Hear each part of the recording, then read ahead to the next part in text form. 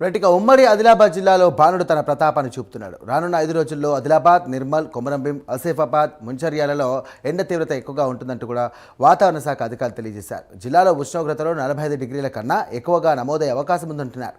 ఇక ప్రజలందరూ కూడా అప్రమత్తంగా ఉండాలని అధికారులు సూచించారు. మధ్యాహ్న సమయంలో ప్రజలు ఎవరు కూడా బయటకు రావద్దని, ప్రయాణాలు వాయిదా వేసుకోవాలని వైద్యులు సూచించారు. ఇక జిల్లాలో ఎండ తీవ్రతపై మరింత సమాచారాన్ని మా కరెస్పాండెంట్ చంద్రశేఖర్ ఇప్పుడు అందిస్తారు. ఉమ్మడి ఆదిలాబాద్ జిల్లాలో బాణుడు బగబగలతోడైతే ప్రజలు అల్లాడిపోతున్నారని చెప్పవచ్చు. ఉదయం నుంచే ఎండ తీవ్రతతోటైతే ప్రజలు అల్లాడిపోతున్నారు. సాయంత్రం 6 గంటలు దాటినా కూడా ఎండ తీవ్రతతోటి ఉక్కపోతకు తోటైతే ప్రజలు ఇబ్బందులు పడుతున్నారు. ప్రస్తుతం మనం మంచిర్యాల జిల్లా కేంద్రంలో ఉన్నారు. అసలు ఇప్పటికే నిర్మానుష్యంగా ప్రాంతంగా తయారైపోయింది. అసలు బయటికి రావాలంటేనే ప్రజలు జంకుతున్న పరిస్థితి అయితే ఏర్పడుతుంది.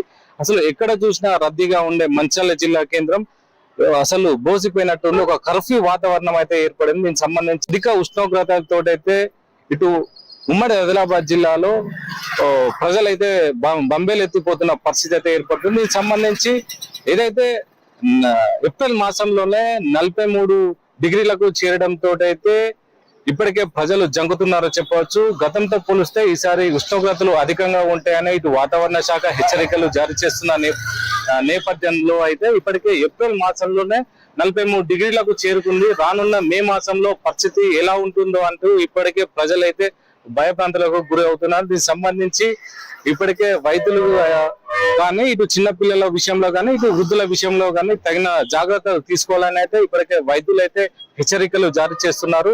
ఉదయం పూట పిల్లలు స్కూల్ కు వెళ్ళేది మళ్ళీ రావడానికి కూడా చాలా ఇబ్బందులు అయితే ఎదురవుతున్నాయి. దీనికి సంబంధించి అధిక ఉష్ణోగ్రతలతోటైతే ఉక్కపోత కారణంగా అయితే ముఖ్యంగా ఇటు స్కూల్ విద్యార్థులకైతే తీవ్ర ఆటంకం అయితే ఏర్పడుతుంది. అదేవిధంగా ఇటు ముఖ్యంగా ఇటు కొమరంభీం, ఆసిఫాబాద్ జిల్లా, అదేవిధంగా మంచిర్యాల జిల్లాలో ఇటు సింగరేణి ప్రాంతం, ఇటు కార్మిక ప్రాంతంతో అయితే ఇప్పటికే ఉపరితల గనులపై అయితే వేడితోటైతే 6% సగానికి పడిపోయింది అన్నట్టు ఇప్పటికే అధికారులు అయితే చెప్తున్నారు. ఏది ఏమైనా కూడా రానున్న రోజుల్లో అధిక వేడి వల్ల ఇప్పటికే ఇటు సింగరేణి ప్రాంతంలో 6% తగ్గుముఖం పట్టే అవకాశం ఉంది. దీనికి సంబంధించి ఇప్పటికే అధికారులు అన్ని ఏర్పాట్లు చేస్తున్నా కూడా రానున్న రోజుల్లో అయితే ఎండ తీవ్రత మరింత పెరిగే అవకాశం ఉంది. అదేవిధంగా ఇటు ఆదిలాబాద్, ఇటు నిర్మల్ జిల్లాలో ఇటు ముఖ్యంగా ఇటు ఏజెన్సీ ప్రాంతాలలో అయితే నీటి ఎద్దడితోటైతే ఇప్పటికే ప్రజలు అల్లాడిపోతున్నారు. అదేవిధంగా ఇటు ముఖ్యంగా ఉపాధి హామీకి సంబంధించిన కూలీల పరిస్థితి అయితే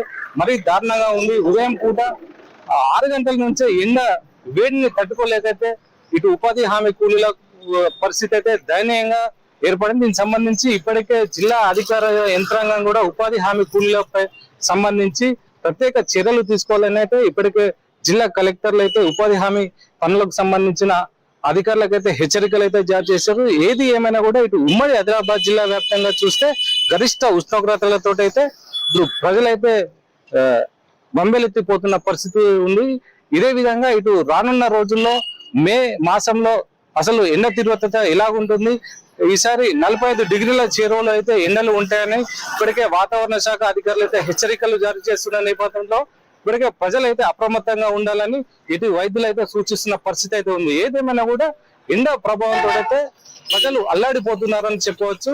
ఇది ఇక్కడ పరిస్థితి. కెమెరా పర్సన్ సతీష్ తో చంద్రశేఖర్, ప్రైమ్ 9 న్యూస్, ఉమ్మడి ఆదిలాబాద్ జిల్లా.